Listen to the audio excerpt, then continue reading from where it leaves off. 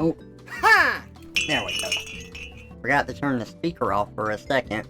Soma! Hey, welcome out. Good to see you. Yoshman time indeed.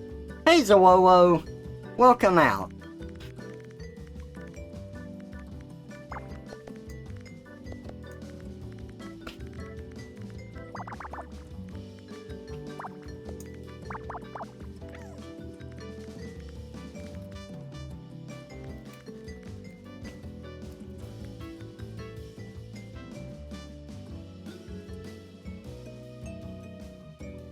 Why is Yoshi Trevor censored? It shouldn't be.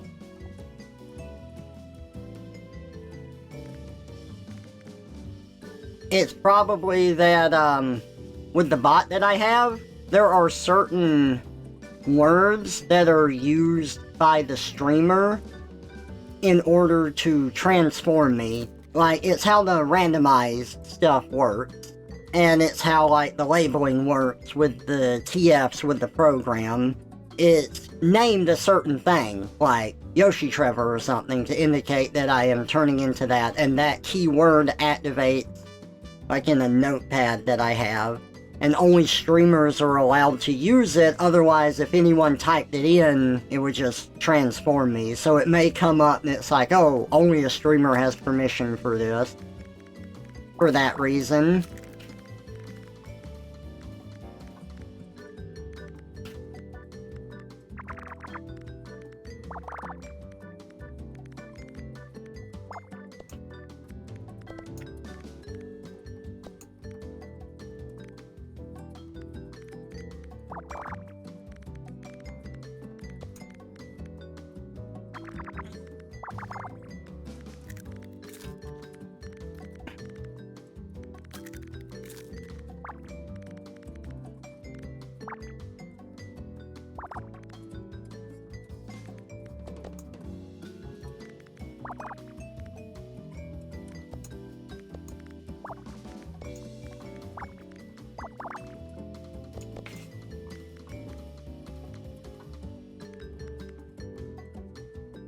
Watch your language.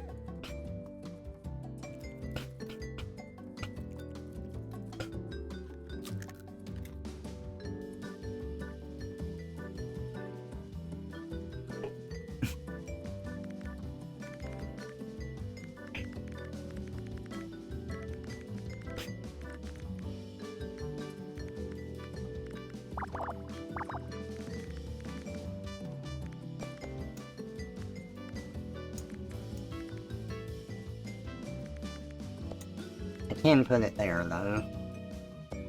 Same thing with this. Yes. And that too, honestly, yeah.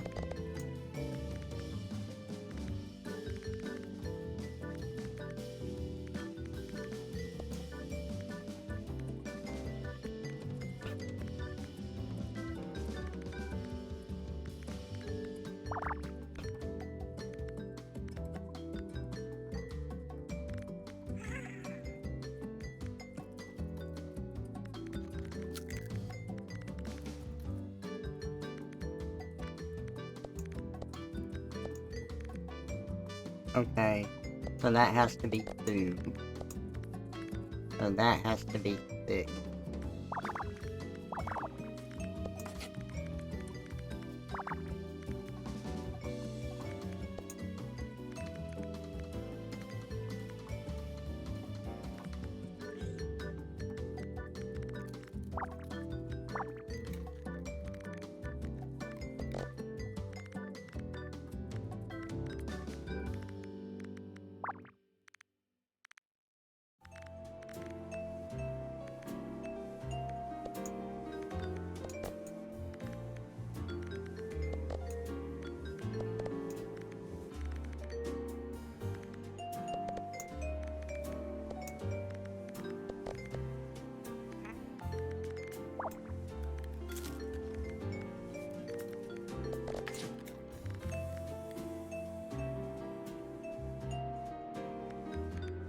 I'm getting into the tougher puzzles of Picross, or Squeakross, in this case.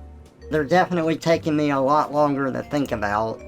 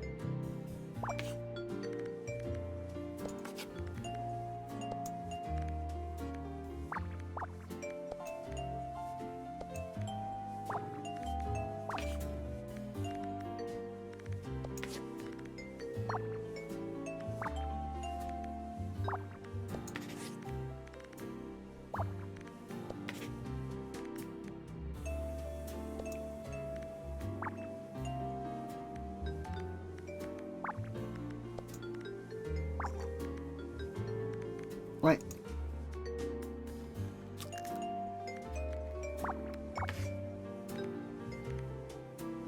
I messed up somewhere.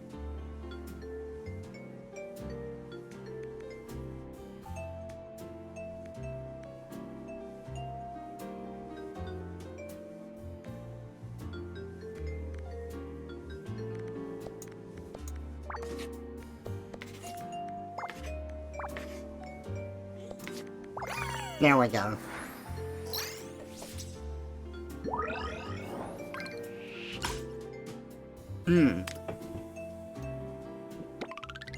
Consider this the warm-up part of the stream.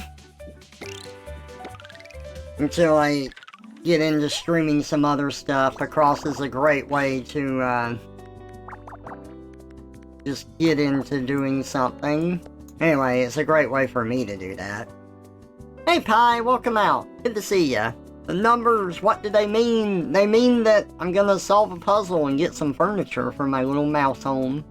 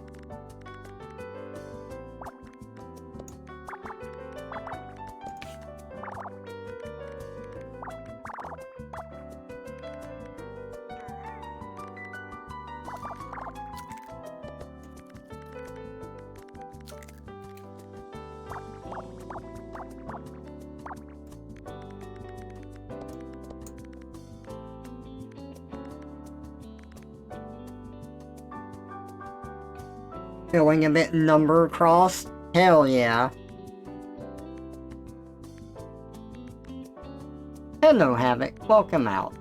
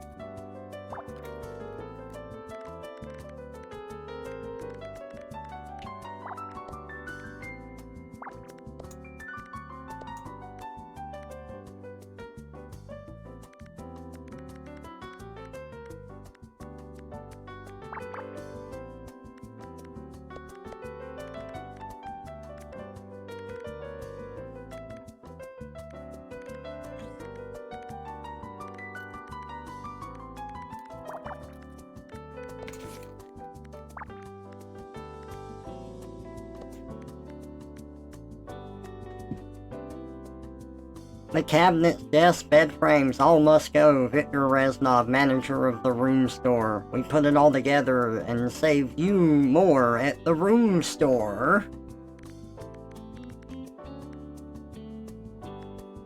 You know, I would actually be okay with that, as long as they also delivered it and put it where I want them to put it. Because moving furniture fucking sucks ass. It is the worst.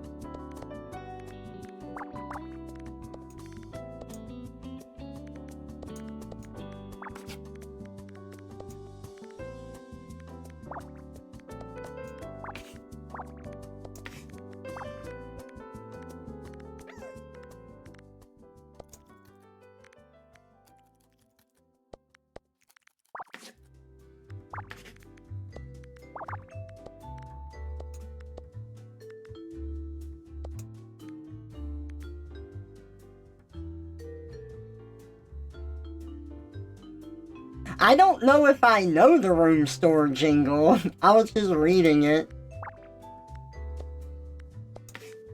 So if I got close without knowing it, that's pretty good then.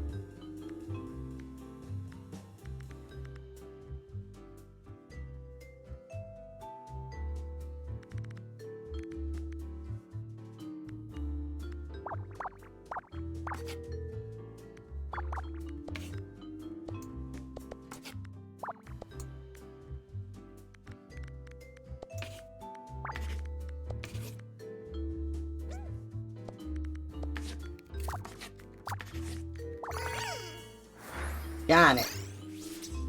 There were two different jingles, same lyrics, but at some point they changed the tune. You got pretty close to the original. Oh, that's really funny. Though, since we're talking about changing tunes, the first thing that comes to my mind is the McDonald's jingle.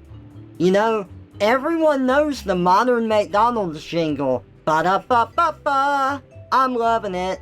Do you remember what the original jingle was? It was even a part of their logo.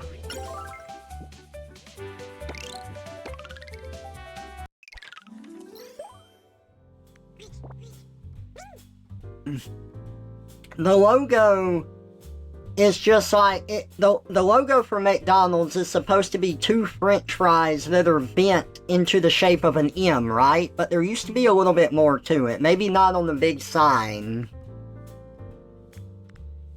but there was a little more to it. I remember the "We love to see your smile," but I think there was another before that. Okay, so the one that I remember as a kid growing up, you had the M logo and it had like a little smiley face under it. And the jingle for McDonald's was, "Put a smile on, put a smile on, everybody come on, put a smile on."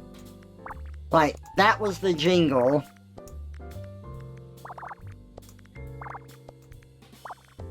And then eventually it changed from that to something incredibly different, and it became ba-da-ba-ba-ba. I'm loving it.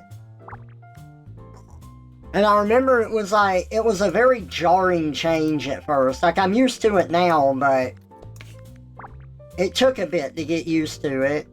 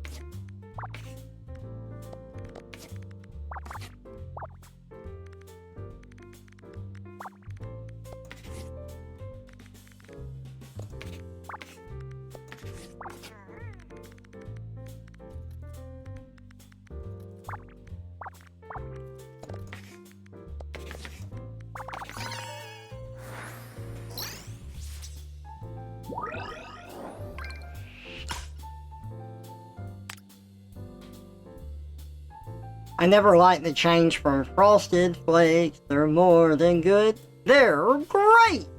I don't completely remember that one as far as the tune goes, but I do remember the saying there. And they changed it to a weird sports athlete focused Weird Tigers thing. Oh, that does sound weird. Frosted Flakes, they're more than just good, they're great! Yeah, I think that's how it went. Ha! It's Tina! Let's knock his lights out. Hey, Winko! Welcome out. Good to see ya. You got 10 stink streaks, you did. But yeah, you know those football players always eating a bowl of Frosted Flakes on the field. You just can't stop them. Oh, I just slipped on cereal milk again and sprained my ankle and cost us the game. But man, you wouldn't believe the money that Frosted Flakes just paid me.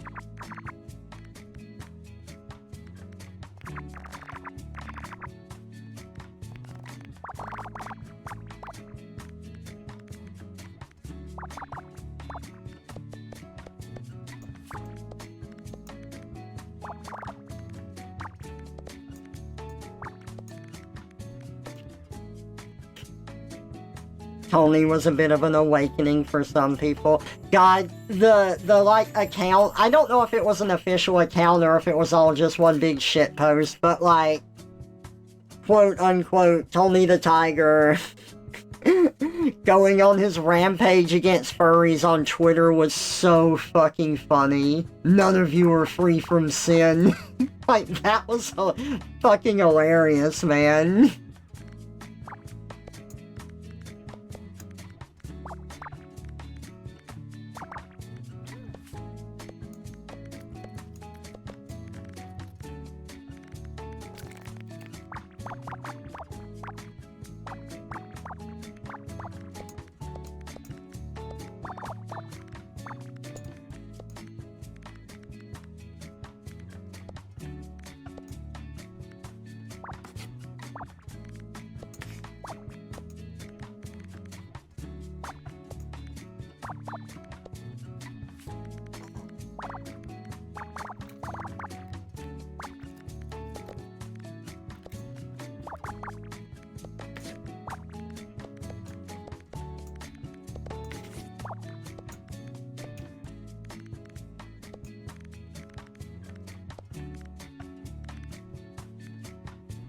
You know what the best part of Tony the Tiger freaking out on Twitter was? It was Chester Cheetah.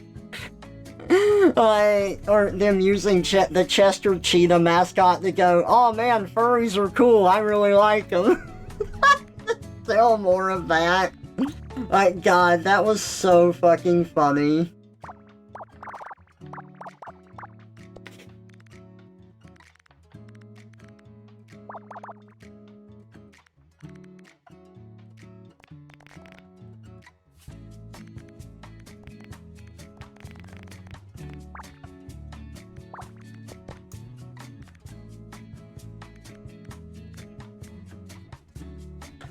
Old Frosted Flakes had the lyrics, hey Tony, I like the things you do. Hey Tony, if I could, I would be you. That's character TF right there. Even the sports update had a tagline, earn your stripe.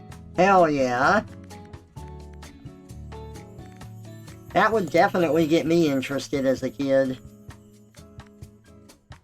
I mean, why do you think I'm so into TF media now? Like, I'm at a point in my life where, like, I probably consume more TF media than I don't because I make a lot of it, but as a kid, it was something where I'm like, man, I hope this story has TF in it. Oh, it doesn't.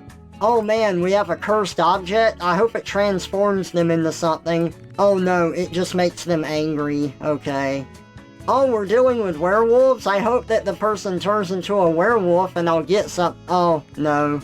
They don't, or the werewolf doesn't look right, or something.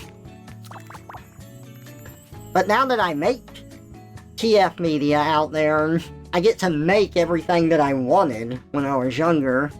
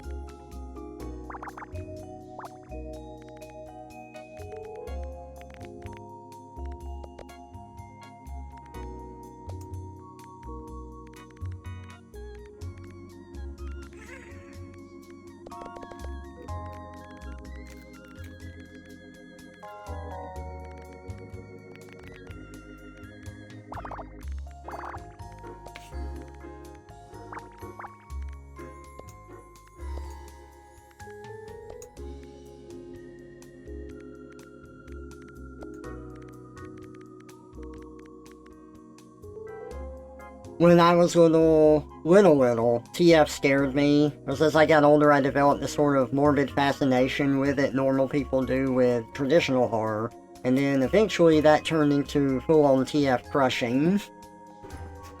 I can't say that I wasn't similar. Like, on one hand, you had TF stories when I was little, like, A Sword in the Stone, where, you know, Merlin's turning Arthur into different animals to try to teach him life lessons, but Arthur doesn't really get it.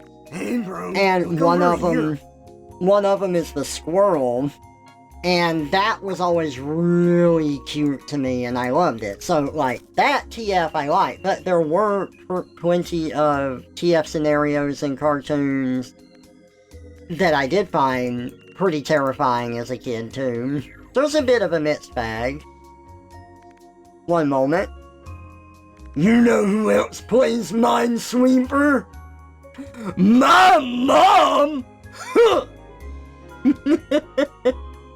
Hey, Drunken Vixen, welcome out.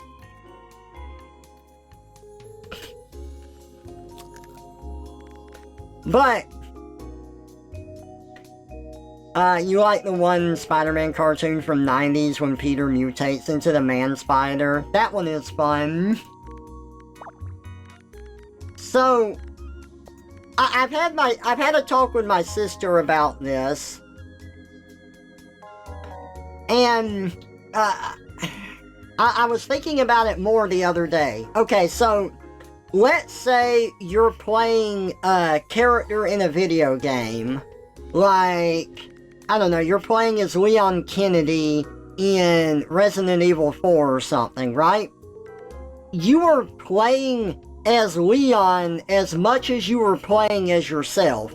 The phrases, oh, Leon went into this area and got killed by the enemies, is as valid to say as I went into this area and got killed by enemies. You can mix and match on the fly. That character is you as you are, as much as you are them, and people will have various degrees of connection to that. Some people might be totally separated from the character, others might see themselves in the scenario, and I'm a bit of both because I'm controlling it and I'm playing as the character, right? I've also heard people describe books this way, and with books, I've never had that sort of connection, where they're like, oh, I remember the, it's the Never-Ending Story, where the kid's going on about, like, the books and stuff that he reads, like Moby Dick and whatever, and how he gets to be Captain Ahab and, like, go after the whale and stuff. I've never felt that way when I've read a book. I have never felt like, I don't know, Harry Potter or Aragon. I've never felt like, Frodo or Sam or Gandalf.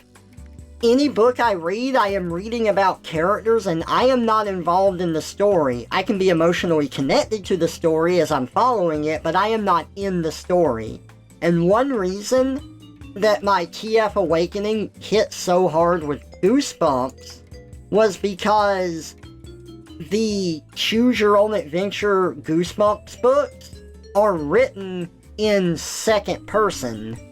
They're not written in first person where it's like, I did this or I did that. It's written in second person. It says you. You decide to do this, you decide to do that. And that was the first time in a book that I felt like I was literally in the story.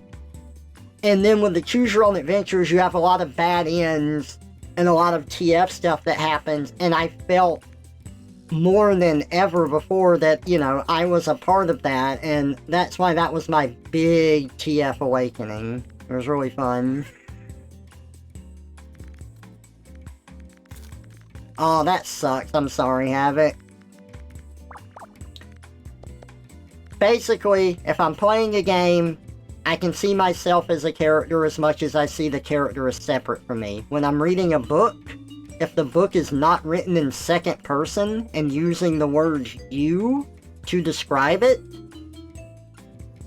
I don't see myself as the character. It has to be written in second person for me to feel like I am personally involved in the story.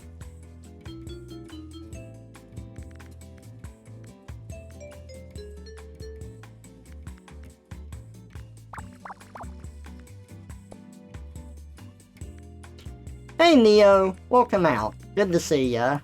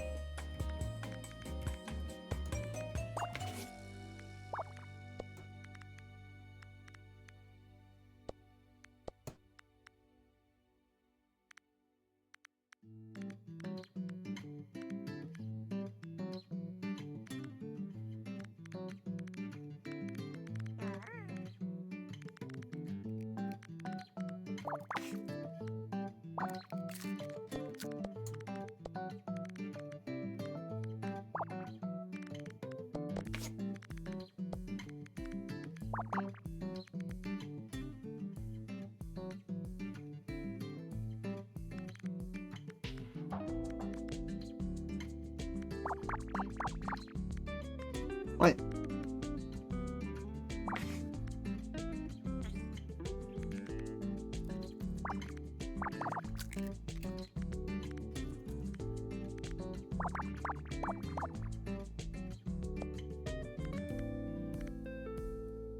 Alright.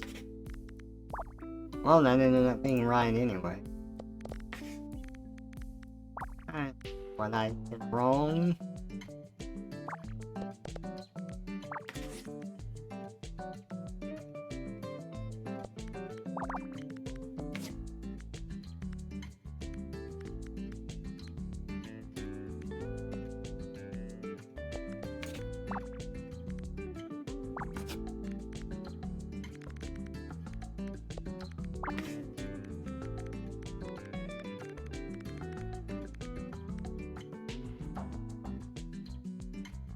With TF stories, I've learned to be able to sort of rewrite them in my mind on the fly to be second person and consume them that way.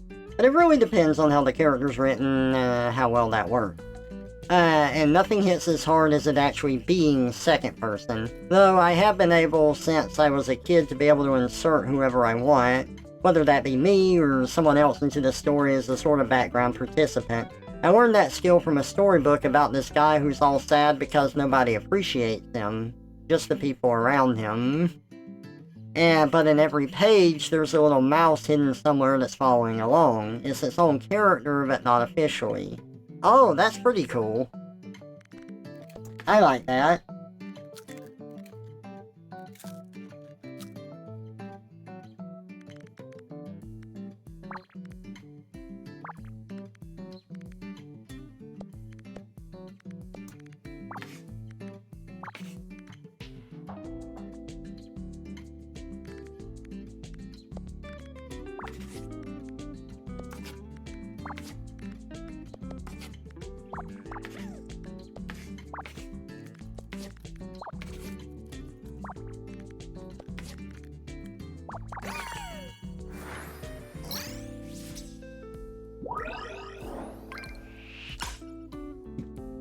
See, and when I talk to my sister about this,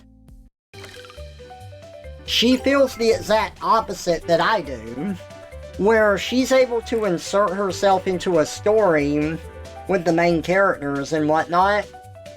So if she's reading a story about someone else, she can insert herself into their shoes, but if the story is written in second person, and it says you and stuff like that, that takes her out of it. Which I found really interesting, just because it's like the exact opposite of how it works for me.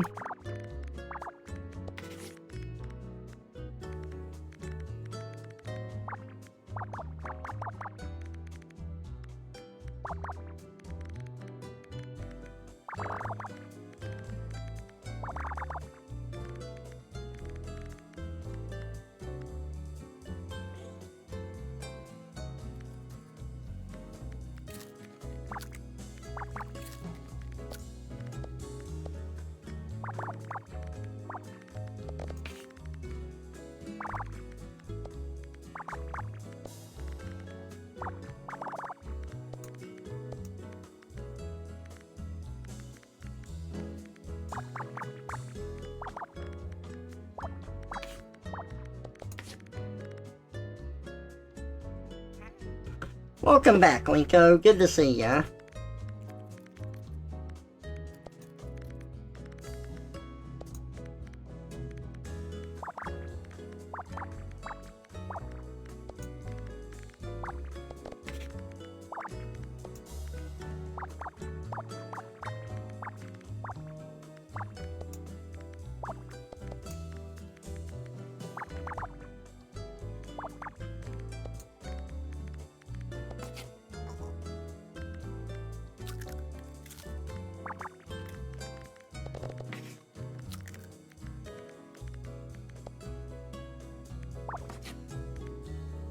That freaking Neverending Story movie, I love that movie, but the book that the kid rattles off that he's read at the beginning, I'm like, I like to read, but oh my god, I've never read those books. He's like, I've read 10,000 Leagues Under the Sea, The Last of the Mohicans.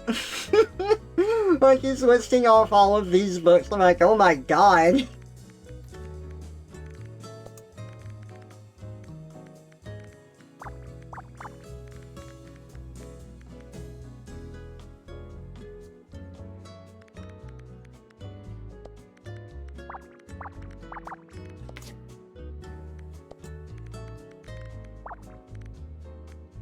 He sure loved reading books. Yeah, the one problem I have with that is that they use the beginning of that to kind of like take a pot shot at video games. Because he goes into the bookstore and the owner's an ornery old man who's like, you should go down to the arcade. These books don't have enough beeps for you. Karate chop this! And that's when the kid lists all of the books that he's read.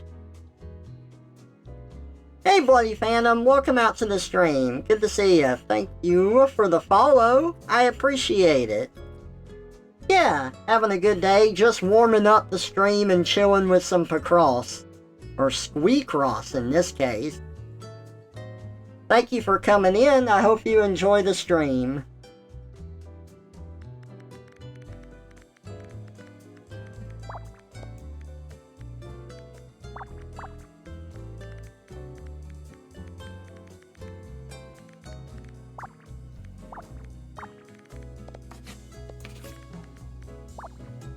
You know what I do like about the Neverending Story is, it describes the concept of something that I had a hard time imagining as a kid, and I always kind of like that sort of description of things.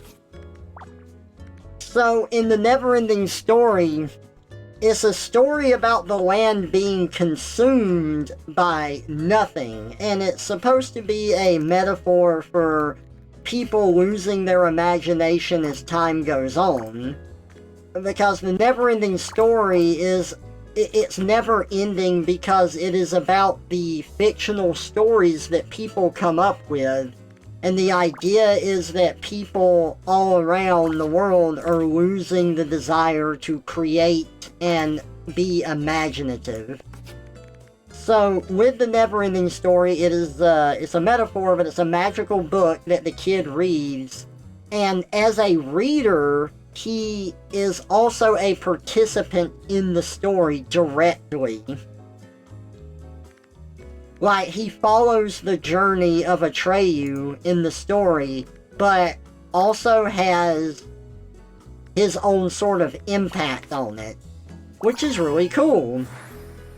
So, in the beginning of it, as he's reading it, you have all of these, like, magical creatures. You have, like, the short, little fairy-like person, and you have this giant stone rock monster-like character, and they've all been dislocated from their homes because of the Nothing, and they're trying to go and they're trying to talk to the Empress of the land to get her to help with problems that they're having. So we start off with them meeting around the campfire, and one of them talks about how he saw the Nothing. And they're like, what do you mean the Nothing? And he's like, it swallowed up the land.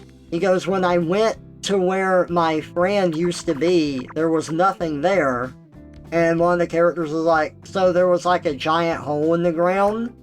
And he's like, no, that would be something. But there was just nothing there. And when you see the Nothing later, it is a bit of an abstract concept, but it is literally a void that is consuming everything. So there literally is nothing there.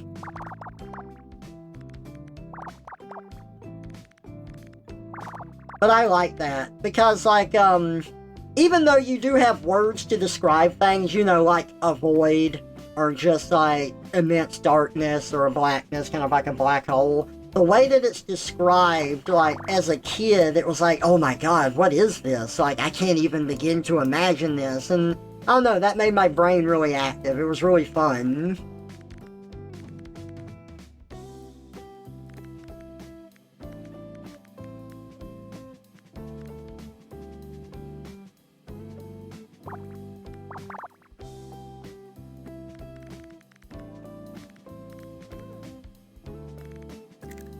I've read some H.P. Lovecraft stories, and it ain't exactly easy to read, especially given what Lovecraft used to be before he eventually traveled the world.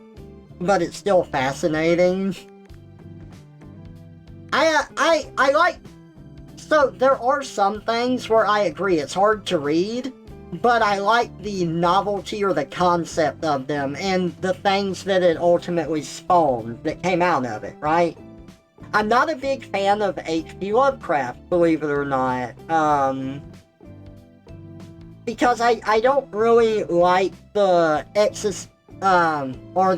eldritch horror angle in that sense. It's like, ooh, I saw a scary monster and it was so terrifying that I lost my mind. I understand that there's more to it than that, but that's very surface level. But that's how it always came across to me. But some of my favorite games use that as like a springboard. The movie, what's that movie called? The movie that's like sci-fi horror about the ship, Event Horizon. Like, it uses that as a springboard to tell its story. It is very, like, it's that type of horror, and I like that. And then a derivative of that is Dead Space. And Dead Space is really fun, and I love how it's presented in that. And if we get into the themes of existential horror, I really love Soma. Soma talks about it really well. I've never understood the idea of, like, oh, I saw something I can't comprehend and now I am insane. That doesn't make sense to me. But what does make sense to me is the, people's minds being uploaded into a robot, but your mind only really understands how to perceive the world one way. So even though it's a copy of them, it's as close to them as it can be, and they don't understand being that thing. and trying to think about it drives them mad because their functions don't really line up one-to-one, and I'm like, oh, that's a great way to explore that concept. That makes sense to me. I can understand why people would be going insane in this sort of scenario. That's really cool.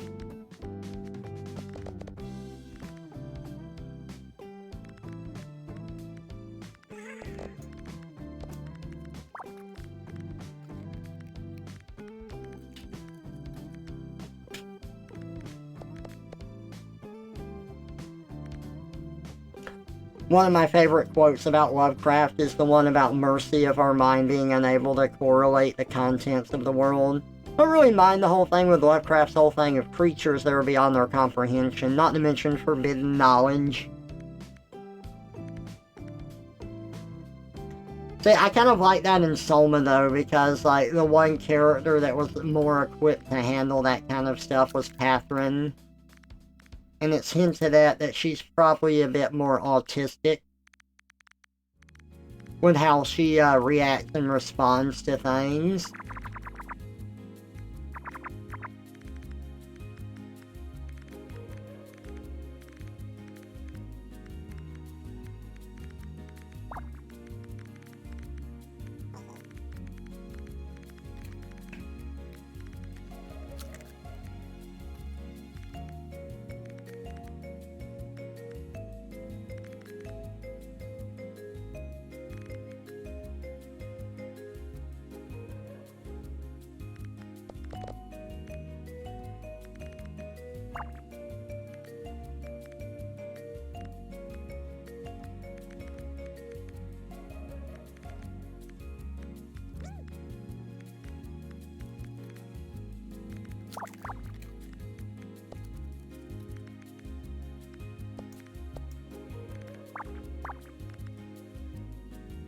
What? No. Yeah.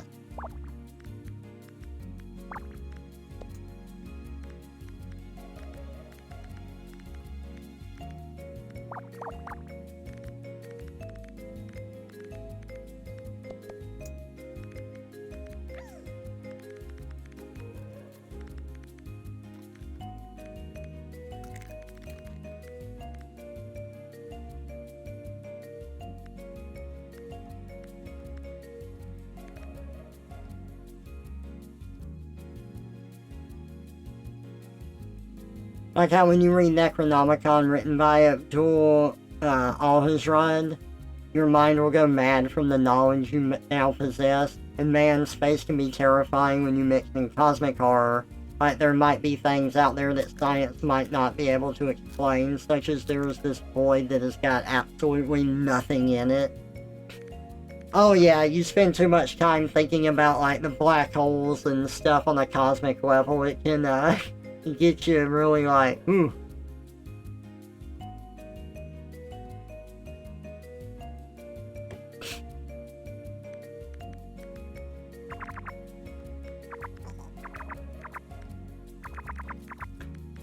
On that note, more people should go and play Outer Wilds.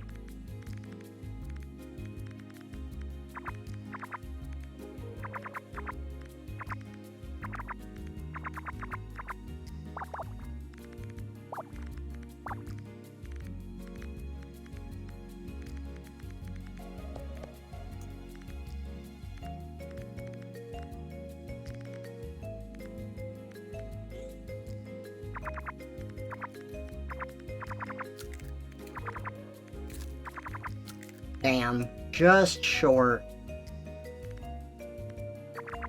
That's how Oatnom feels every day. Just short. Actually, no, hang on, I want to do that again.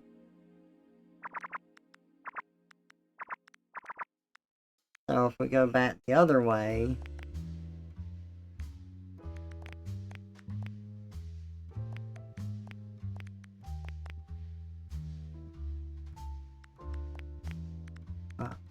Okay.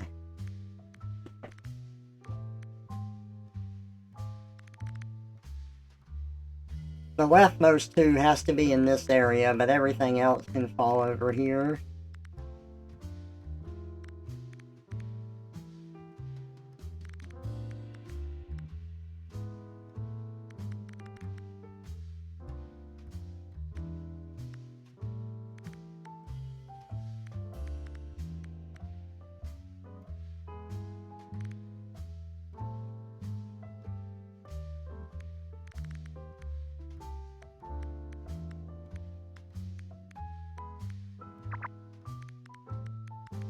Damn, just short.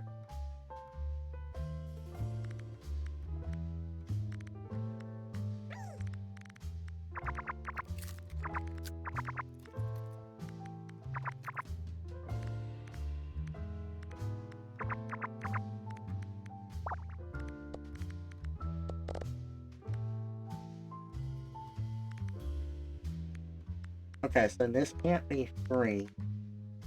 So if we have 1 here, and then we want 3, so this has to be 1.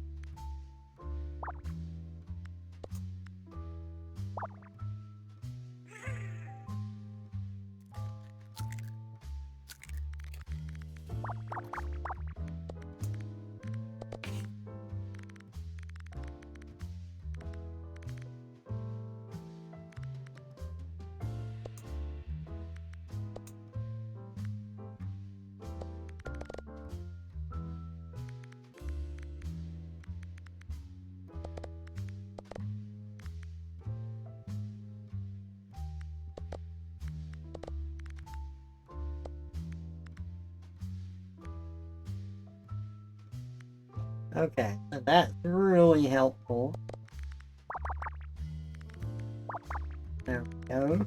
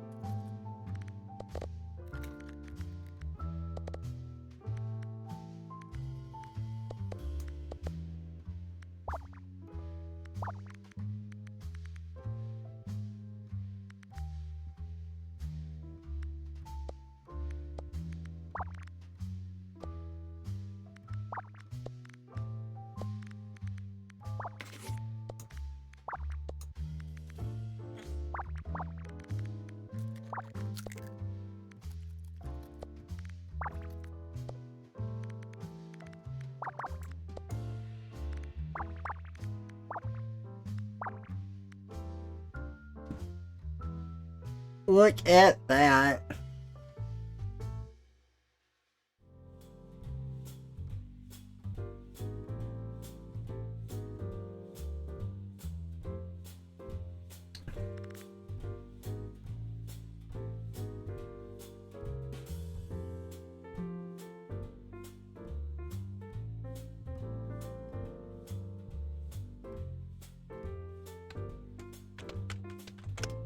One moment.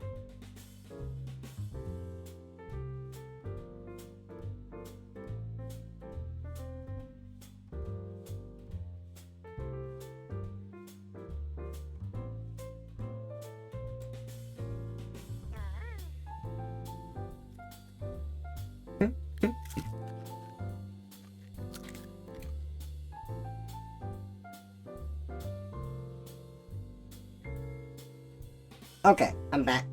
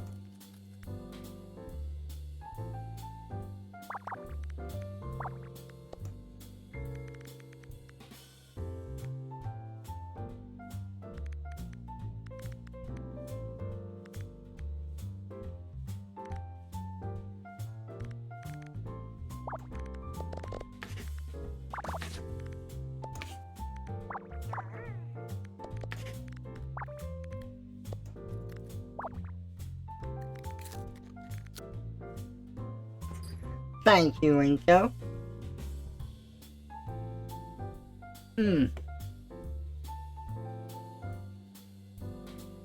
Yeah, I'm really glad that I get to make TF content now, and that people like it and want it too. It is very nice.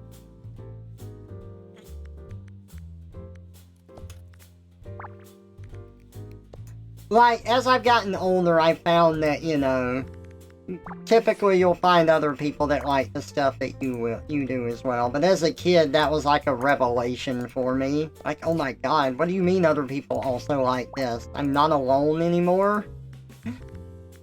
Like, now it's like, yeah, of course you're not alone.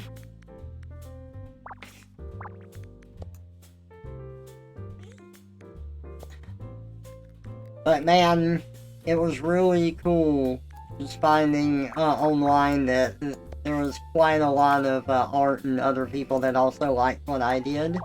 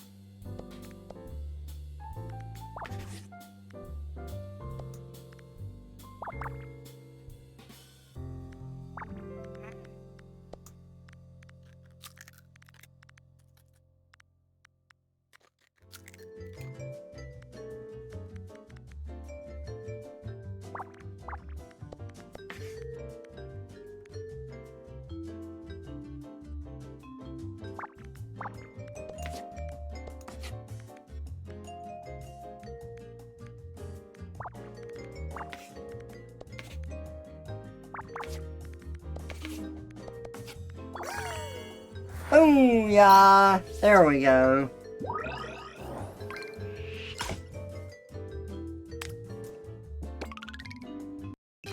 The small space table. What a small space. Ba-da-da-da-ba-ba. Ba-da-da-da-ba-ba.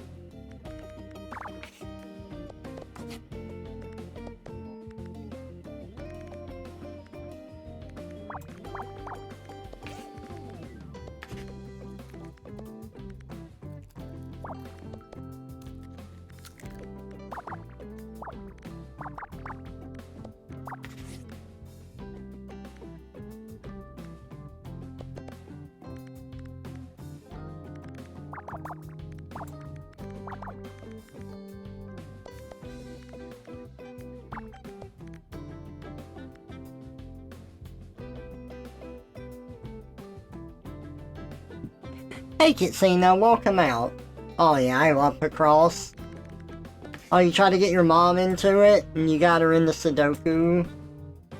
Nice. That's fun. Well, I hope you can. It's definitely a puzzle game I love.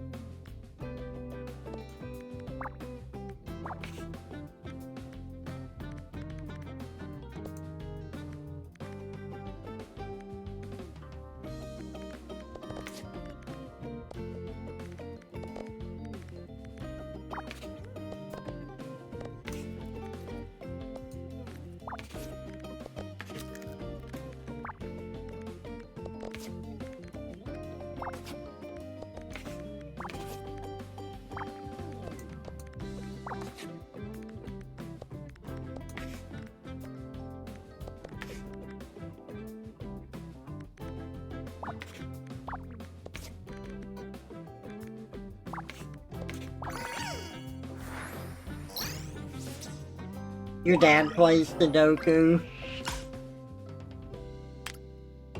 Nice. Oh, only 2 colors for this. That's too bad.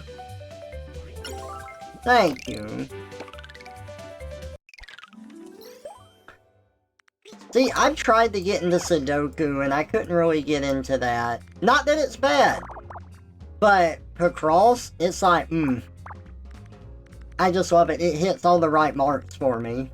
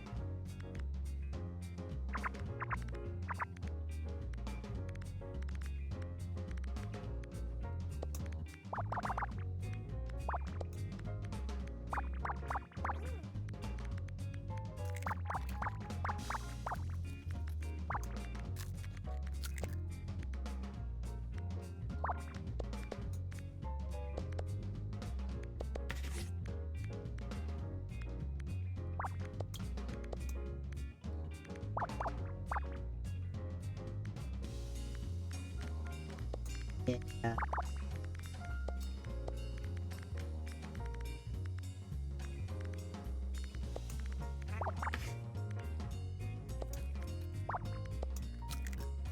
Twisting and turning through space and time, Trevor's new form stops on a dime. Woohoo! Spice things up with Yoshi. More Picross. It's such a fun logic puzzle concept, I agree.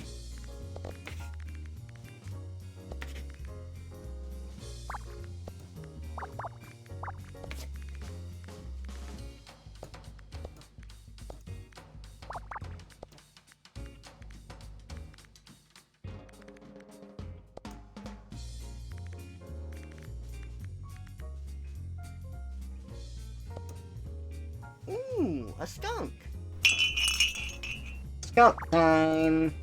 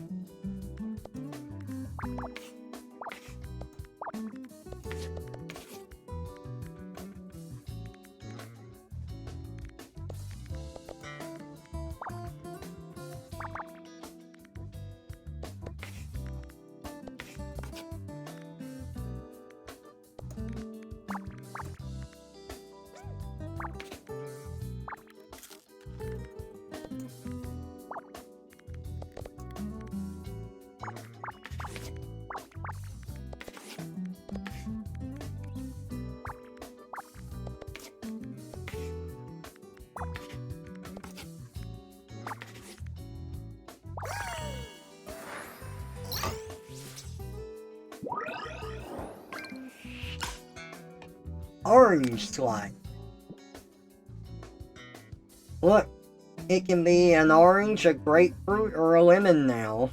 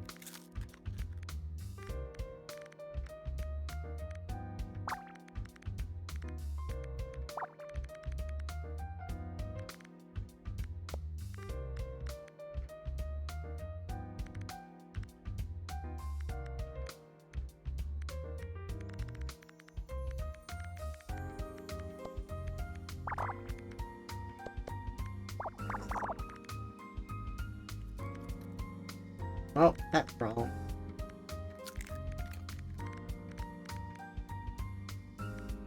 That's where I messed up. I saw 2 as the last one, but I went too quick. 1 is the last one.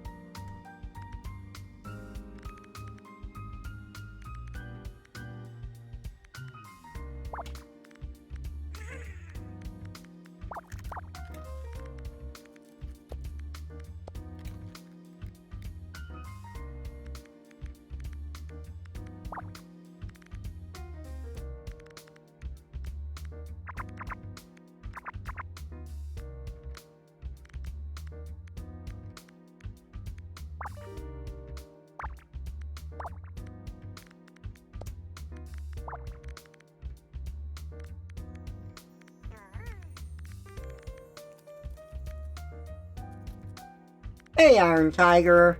Welcome out. I'm doing some puzzle games. I'm doing Squeakross while I just warm up before we switch over to some other stuff. I'm probably going to play more Look Outside after this. I might switch over to art.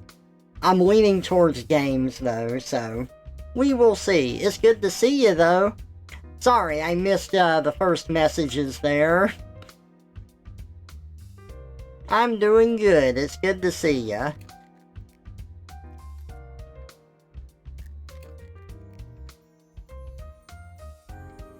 Double Yoshi.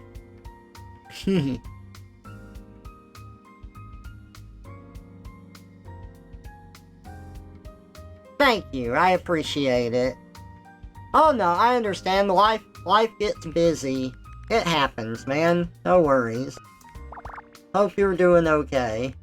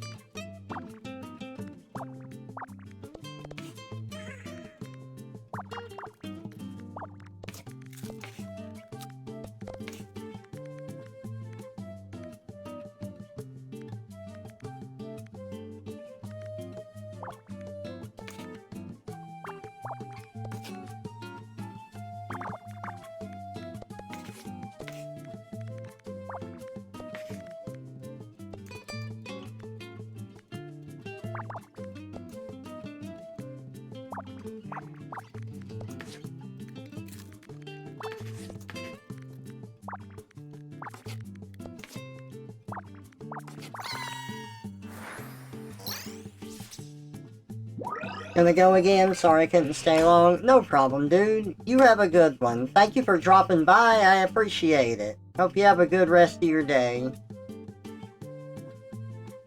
Look at this. I like this because it's not just a color change. They also change the texture for the berry that's in here. I think that's a neat attention to detail. Oh yeah, absolutely. So it's also the same with the hat that my mouse can wear. I unlocked the alternate version of this. Look at this. So it's normally this, right?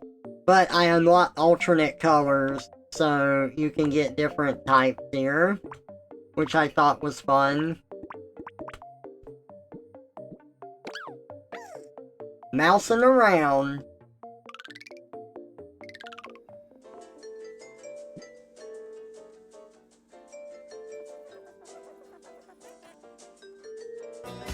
There lived a certain mouse, he had a magic bell, and when it would ring, it would rearrange his cells. Sometimes he was an imp, or a moogle, or a sock, but no matter what, he is always Trevor Fox.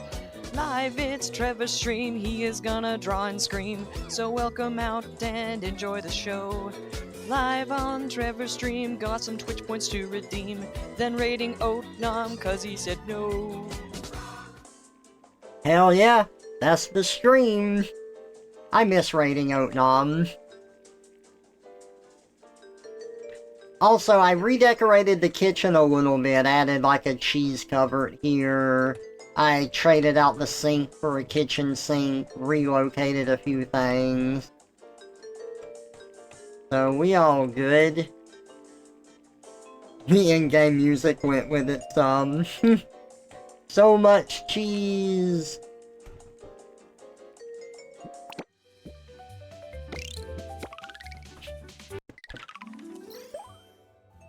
$20 by $20, huh? Okay.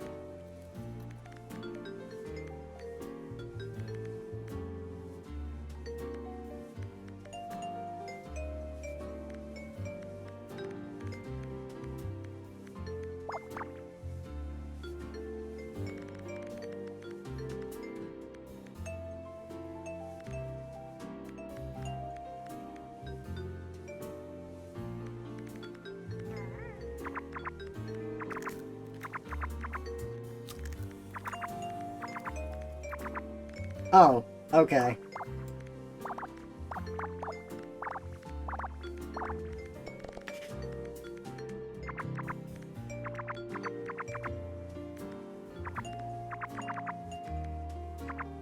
Alright, so not quite here. But close.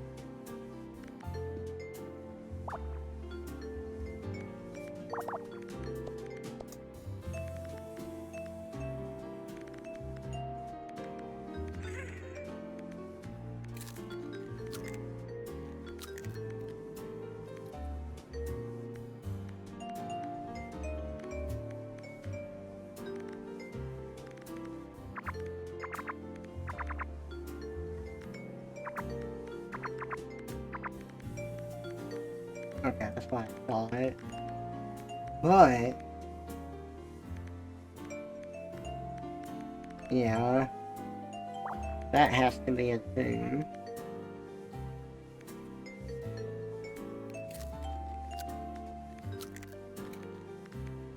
That has to be a 1.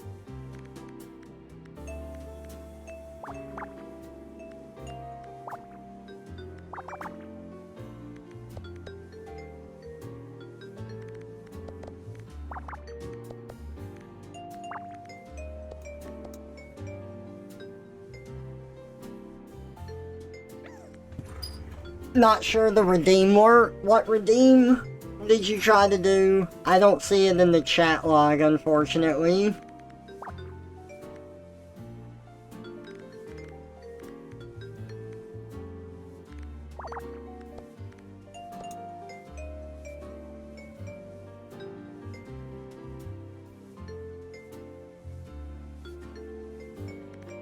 Oh, Alt tried to do that. Okay, I see.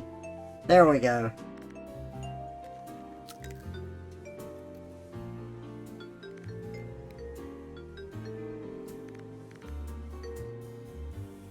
Thank you.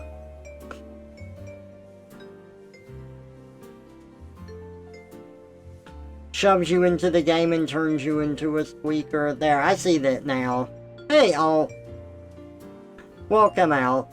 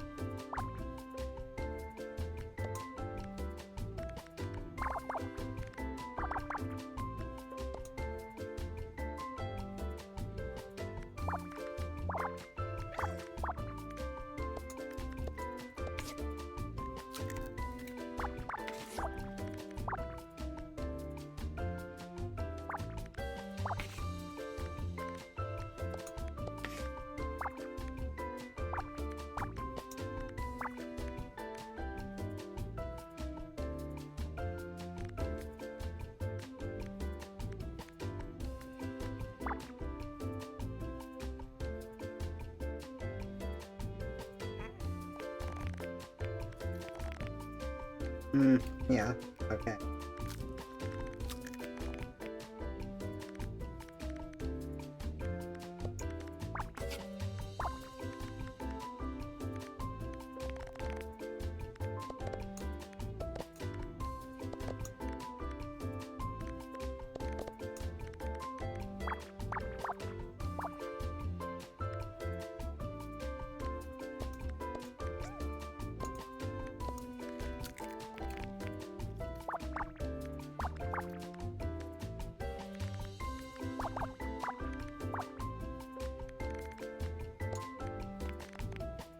Uh-huh. Okay.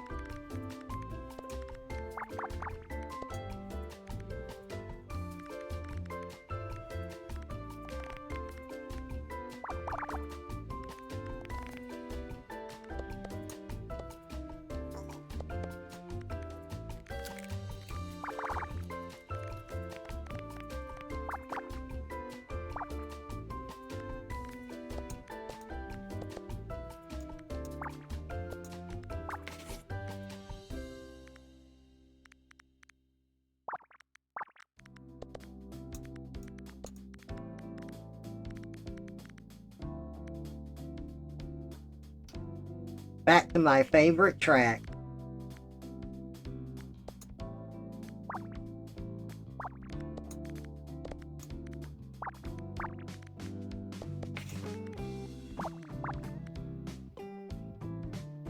This song is called Sweepy Mischief, and I do love sweeping. So, perfect.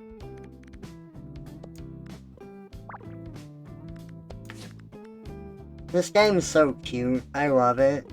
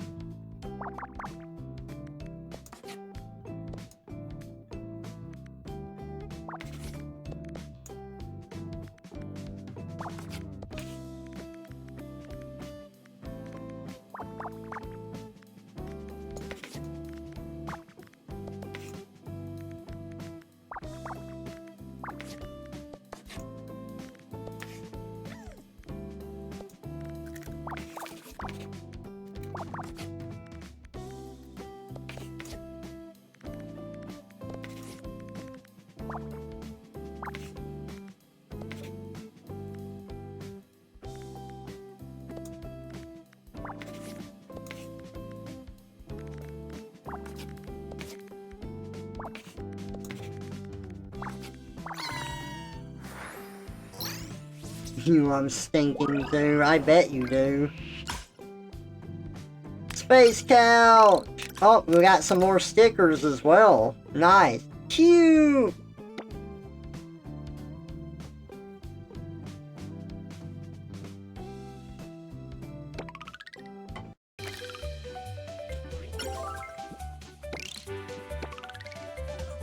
We got one more to solve, and then I'll switch over to another thing.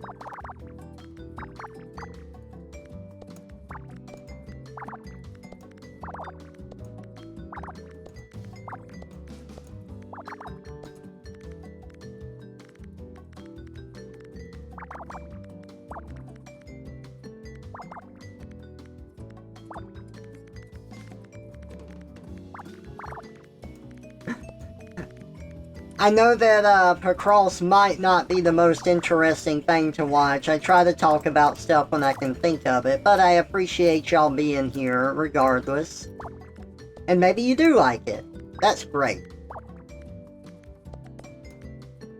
But yeah, thank y'all for being here. I appreciate ya.